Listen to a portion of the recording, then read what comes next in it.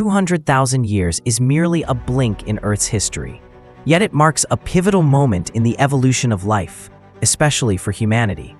Geologically speaking, this point in time falls within the Pleistocene epoch, which began around 2.6 million years ago and ended roughly 12,000 years ago. It is one of the most significant epochs in the Cenozoic era, defined by repeated cycles of glacial expansion and retreat, commonly known as ice ages. However, the term ice age is often misunderstood. An ice age, by precise geological definition, does not require the planet to be entirely frozen. It is defined simply as a time when permanent ice sheets exist at both poles. By this standard, Earth is still in an ice age today and has been for over 2 million years. These glacial periods during the Pleistocene were not static, but oscillated in cycles.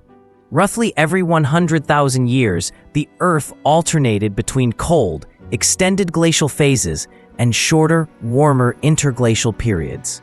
These interglacials typically lasted between 10,000 and 30,000 years.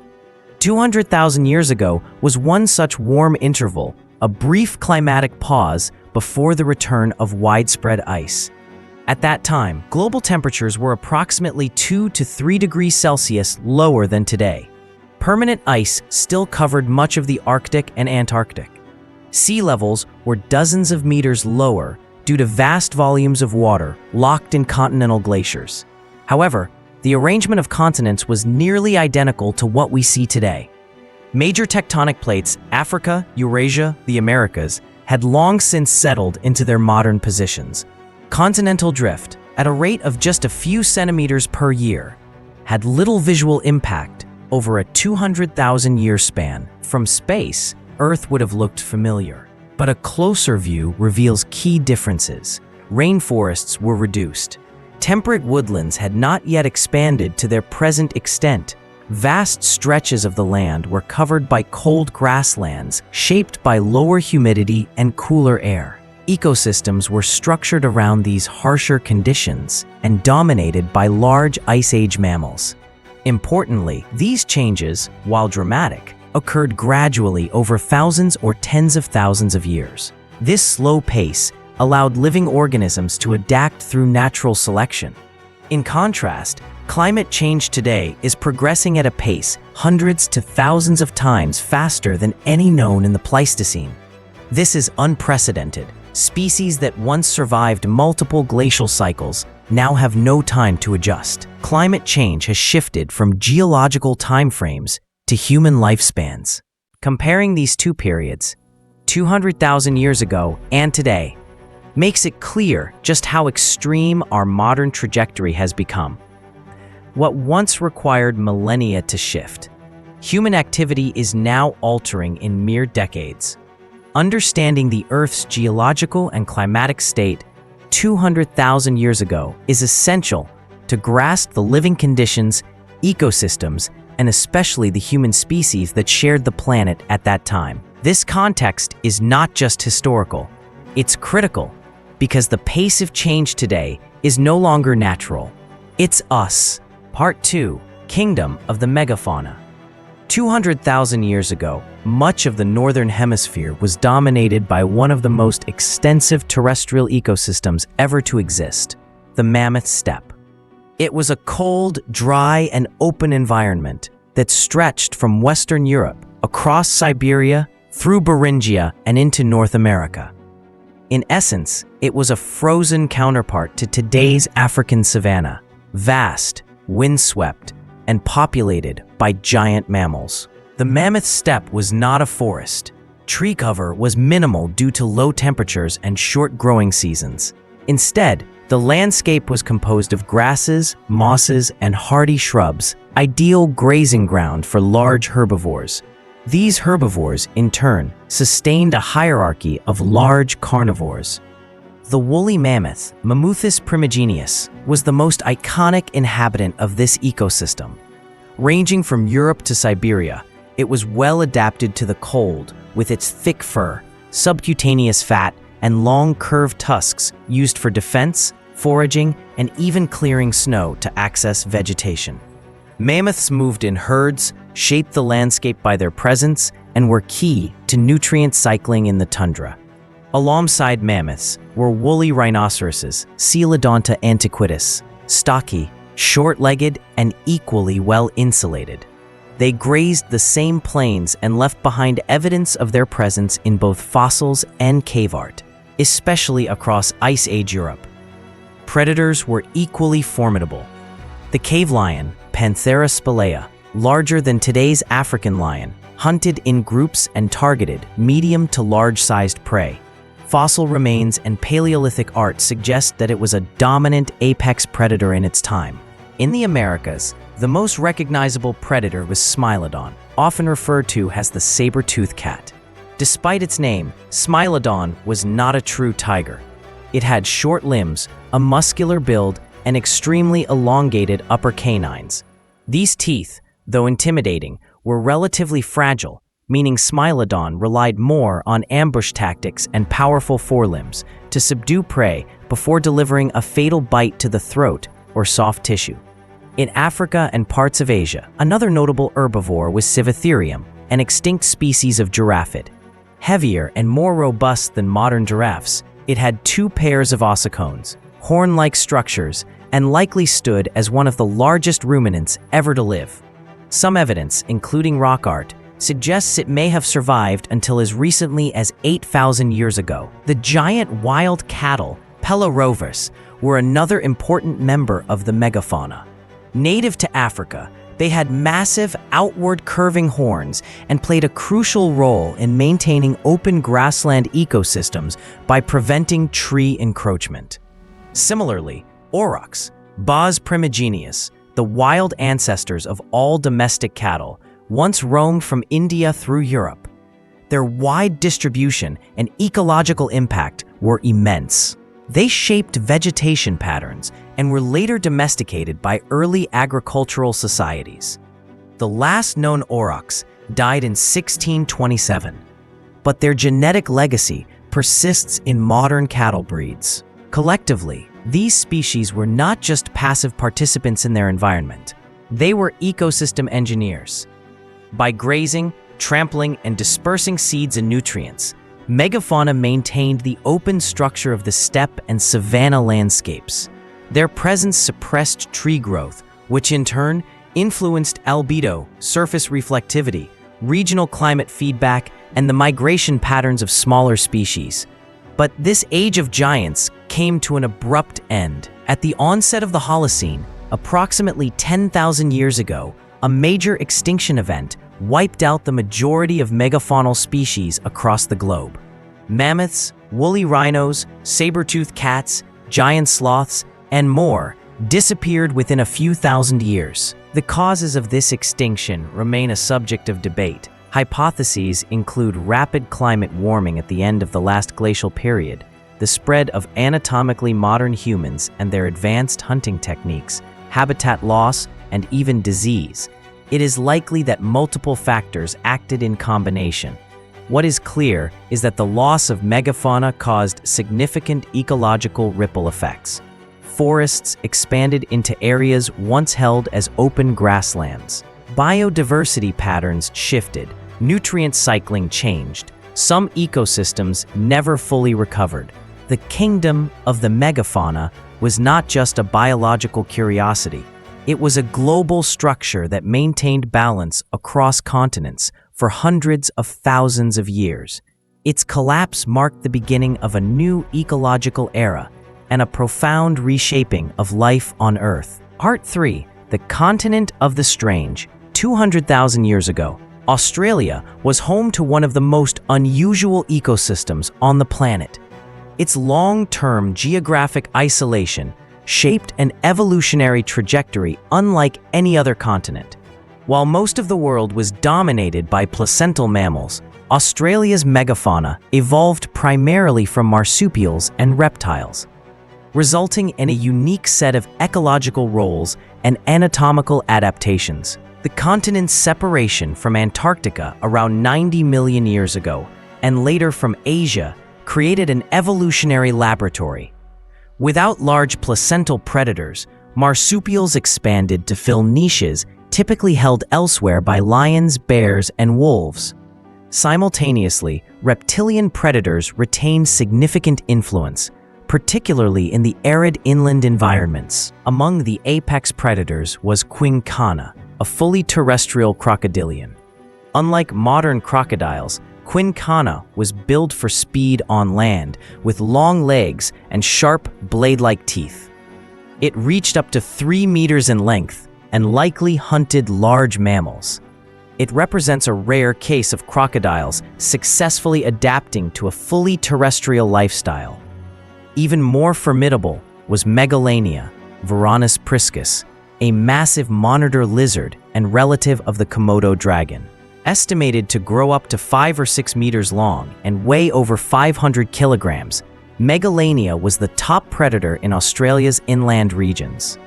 If its hunting behavior resembled that of modern Komodo dragons, it likely relied on stealth, sudden ambush, and venomous bites to bring down prey significantly larger than itself. Marsupial carnivores also evolved powerful forms. Phylacoleo carnifex, commonly referred to as the marsupial lion, was not related to felines, but was one of the most specialized predators in the region. It had short, muscular limbs, retractable claws, and unusually large incisor teeth used for slicing flesh, more like scissors than traditional canine fangs. Its bite force was extremely high for its body size, suggesting it could dispatch prey quickly and efficiently. Australia's herbivorous megafauna was equally distinctive. Procoptodon, the giant short-faced kangaroo, may have stood over 2 meters tall and weighed up to 250 kilograms. Unlike modern kangaroos, it likely walked upright with one leg at a time rather than hopping. Anatomical evidence suggests it had forward-facing eyes for depth perception and large fingers that may have grasped vegetation. Diprotodon was the largest known marsupial in Earth's history, a relative of the modern wombat and koala. It measured over 4 meters in length and could weigh up to 2,800 kilograms. It roamed the open woodlands and grasslands, feeding on shrubs and roots, and likely played a role in shaping the plant communities of its habitat. Less well known, but evolutionarily fascinating, was Paleorcestes, a strange quadruped marsupial whose skull structure suggests a long, muscular tongue and potentially a short trunk, earning it the nickname marsupial tapir. Forelimbs were robust, with large claws possibly used to strip bark or pull down branches. Among reptiles, Megalania stood out as an armored herbivore. It was a giant land tortoise measuring over 2.5 meters in length, with horn-like protrusions on its head and a tail equipped with spiked clubs, providing both passive and active defense mechanisms against predators. These species evolved in a continent where competition followed different rules. In the absence of large placental carnivores, marsupials diversified into predator and prey niches. Reptiles retained prominence in a way unseen elsewhere. Geographic isolation allowed unique body plans, locomotion strategies, and survival behaviors to persist for millennia. However, this evolutionary distinctiveness also carried vulnerability. Around 50,000 years ago, the first anatomically modern humans arrived in Australia. Shortly after, the megafaunal record begins to thin. By 40,000 years ago, many of the continent's largest animals had disappeared. While climate fluctuations are part of the Pleistocene cycle, the timing of these extinctions closely aligns with human expansion. The loss of Australia's megafauna marked a significant ecological turning point. Without large herbivores and predators, landscapes changed, fire regimes intensified, plant communities shifted. The ecological balance that had endured for hundreds of thousands of years was irreversibly altered.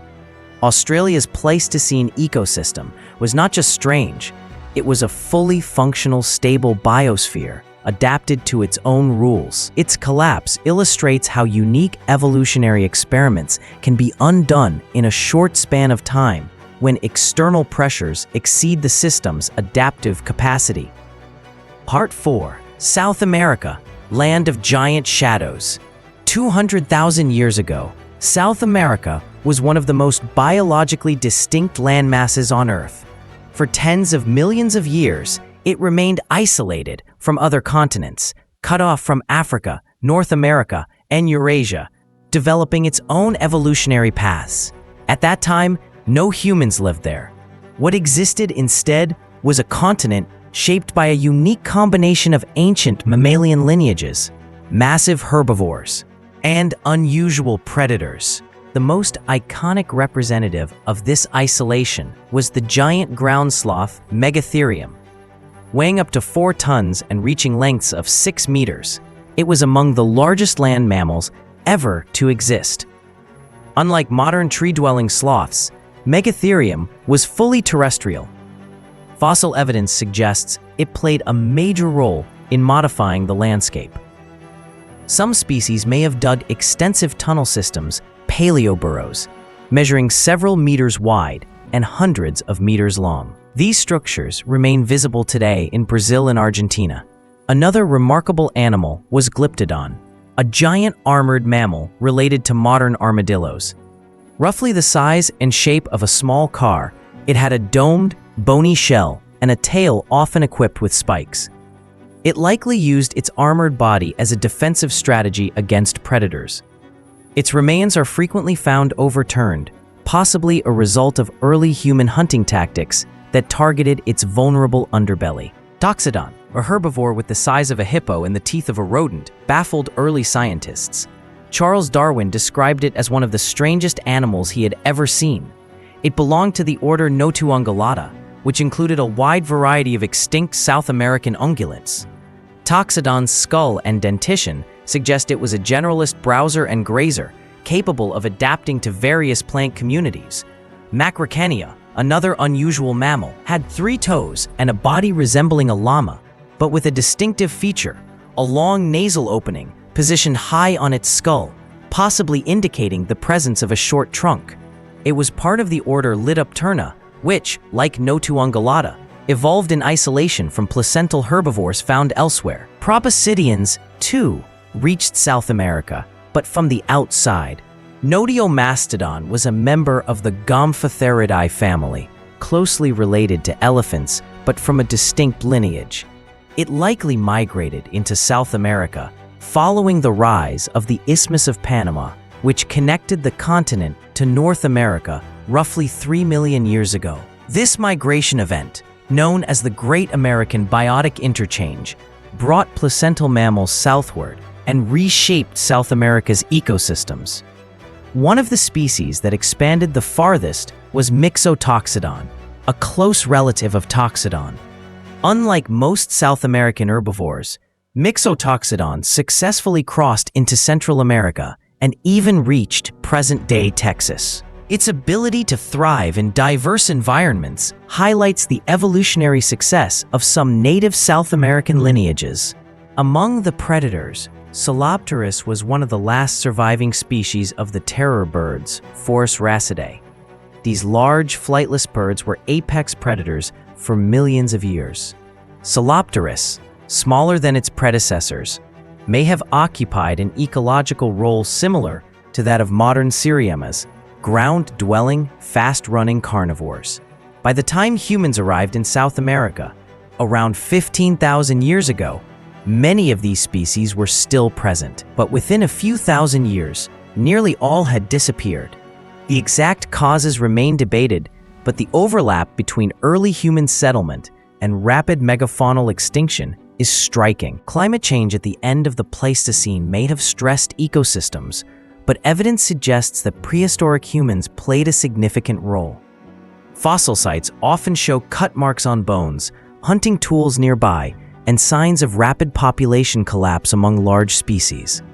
South America's megafauna was the result of long-term isolation and evolutionary experimentation. Their disappearance represents one of the most significant shifts in the continent's ecological history. Entire food webs collapsed, landscapes transformed. Species with millions of years of adaptation vanished in a geological instant. The continent that once held some of the world's most unique and bizarre creatures became permanently altered, not by natural selection, but by human arrival and environmental disruption. Art 5. The human species we shared the world with. 200,000 years ago, Earth was inhabited by at least 6 distinct species within the genus Homo. Unlike today, where Homo sapiens is the sole surviving lineage, this was a time of diversity, overlap, and interaction among multiple human species. The most anatomically and genetically familiar to modern humans were the Neanderthals, Homo neanderthalensis. They occupied regions across Europe and Western Asia, with fossil evidence dating back at least 430,000 years.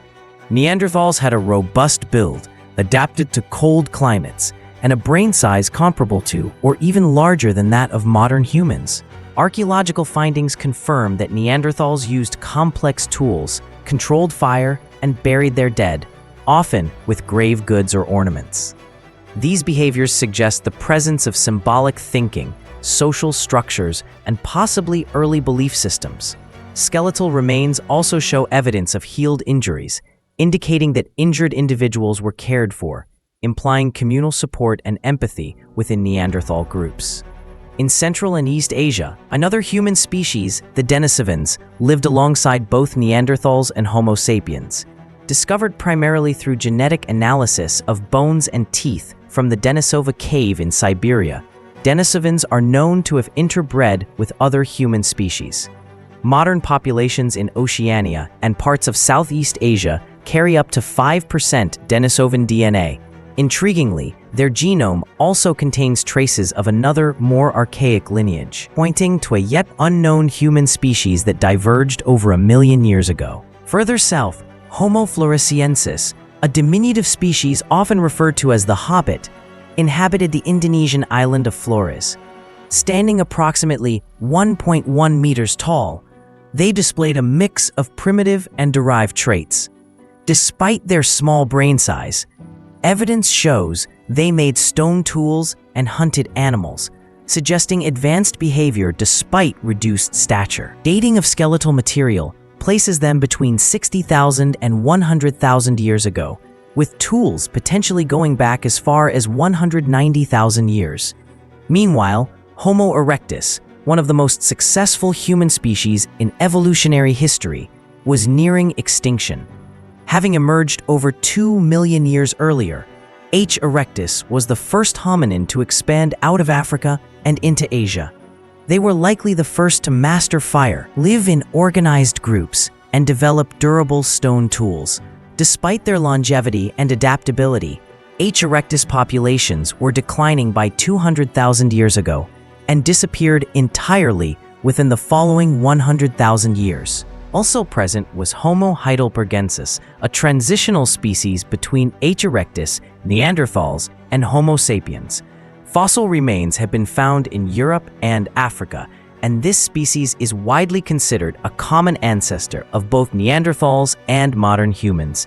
H. heidelbergensis appears to have mastered fire and constructed wooden shelters. Their anatomy, especially cranial features, supports their role as a branching point in the human evolutionary tree.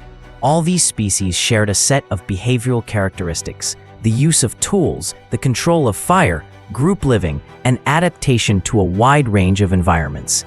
Some, like Neanderthals and Denisovans, left genetic traces in modern human populations. This indicates that interbreeding between species was not only possible, but frequent. Rather than a linear path from primitive to advanced, human evolution resembles a network of branching and reconnecting lineages. Genetic evidence shows that Homo sapiens, Neanderthals, and Denisovans interbred in multiple regions and time periods. The idea that modern humans replaced earlier species has been replaced by a more nuanced view of genetic absorption, cultural exchange, and ecological coexistence. For example, certain adaptations in modern humans, such as high-altitude respiration in Tibetan populations or immune responses in Melanesians, are linked to genes inherited from Denisovans. Similarly, up to 2% of the DNA in modern non-African populations comes from Neanderthals, contributing to traits related to immunity, metabolism, and even skin characteristics. This genetic legacy demonstrates closeness, not separation, between our species and those we once shared the planet with. While the skeletal remains of these other human lineages have vanished, their biological influence endures in our own cells. In summary, the human world of 200,000 years ago was not defined by one species, but by a cluster of interconnected human types, each adapted to different environments and capable of interaction. Our evolutionary story is not one of competition alone, but also of contact, blending, and coexistence. Understanding this network is key to understanding who we are, not as an endpoint of evolution, but as part of a dynamic, complex human past. Part 6: The Early Journey of Sapiens. Homo sapiens first appeared in East Africa approximately 300,000 years ago. Genetically and anatomically modern, these early humans marked a turning point in hominin evolution. By 200,000 years ago, Homo sapiens was already established in the African landscape. Populations were small, mobile, and adapted to a variety of environments. They possessed dark skin, an evolutionary trait optimized for ultraviolet radiation in equatorial regions. Technologically, Homo sapiens at this time demonstrated significant advancements. Compared to their contemporaries, such as Neanderthals, early sapiens were distinguished by their use of projectile weapons. The development of long-range hunting tools like spears and eventually bows and arrows allowed them to strike prey from a distance, reducing the risk of injury. This innovation represented a major leap in survival strategy, enabling effective hunting of large and dangerous animals with lower mortality rates. Archaeological evidence supports their proficiency in crafting composite tools, using adhesives, and shaping stone with precision. Their toolkits were diverse and regionally adapted, suggesting both cognitive flexibility and ecological intelligence. Over the next 180,000 years, Homo sapiens gradually expanded out of Africa. This process was not instantaneous. It involved multiple waves of migration, pauses, extinctions, and resurgences. The expansion was driven by environmental changes, population pressures, and possibly cultural innovations, such as language, symbolic thinking, and complex social structures. By 100,000 years ago, Homo sapiens had reached the Levant. By 70,000 years ago, they were moving through Asia. By 45,000 years ago, they had reached Europe and Australia. The Americas were settled last, sometime between 15,000 and 20,000 years ago. This global dispersal had profound consequences. Wherever sapiens arrived, they encountered existing ecosystems, including other hominin species and megafaunal communities. In many regions, these encounters were followed by extinctions. The overlap in timing between the arrival of modern humans and the disappearance of species such as mammoths, giant sloths, and woolly rhinoceroses is well documented.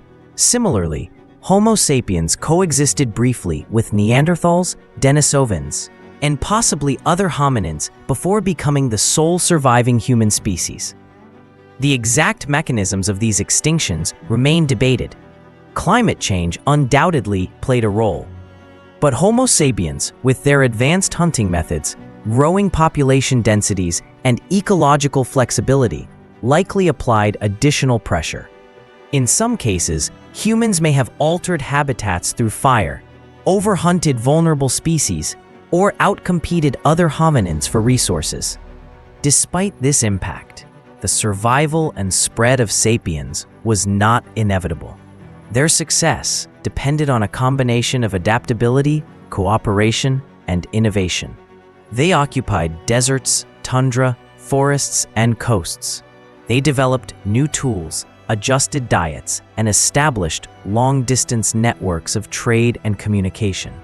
This capacity for behavioral flexibility set them apart from other hominin species. Modern genetic analysis supports a single origin model for Homo sapiens. All living humans today trace their ancestry back to a small population that once lived in East Africa.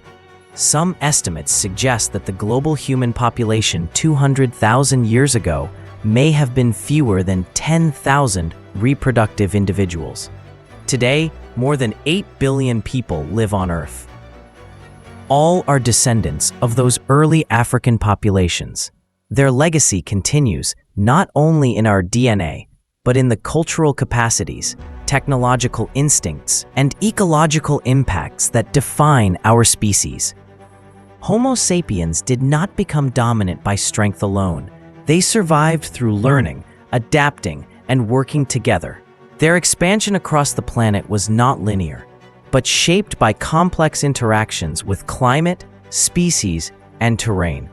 The evolutionary story of modern humans is one of emergence, migration, and survival, anchored in a shared past that began with a few small groups in Africa and unfolded across every continent.